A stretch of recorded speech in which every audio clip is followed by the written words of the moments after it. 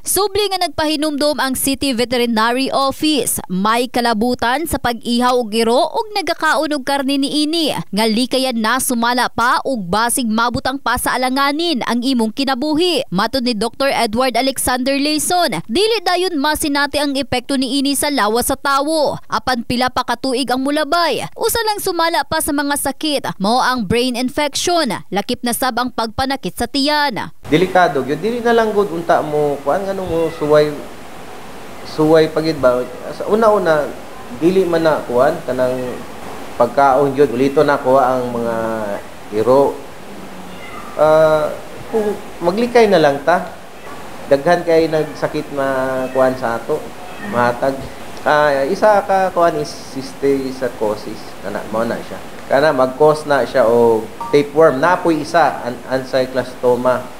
Mag-cause na o kanang hookworm infection sa tao, especially kung naay mga itlog. Nasayran nga ang nahisgutan, ginabawal gayud sa nasud, ilawom sa Animal Welfare Act nga kung mapamatud ang musupak sa maong balaod. 6 ka bulan hangtod 2 ka tuig nga pagkapreso ang atubangon niini, gawa sa 1,000 pesos hangtod 5,000 pesos nga penalty. Katong sa wala pa nakabalo na natay balaod na kung kunyari mag-consume mo og iro o magbaligya mo og iro, naay mo kuan na mo pananagutan sa batas.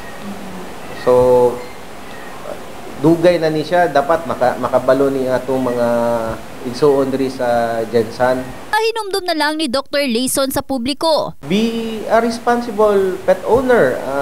Ang City of General Santos is plenty of rabies vaccine. So, visit lang mo diri sa office. Nagatuyok man ang city vet sa mga barangays karon. Dili na ang among program sa anti-rabies, dili na isa ka barangay per day ang among ginakuan. So, nasa 5 ka barangay ang among gina-cover per day. Para lang magbakuna og iro. In the heart of changing lives, kini si Russell Jean Mantile, Brigada News.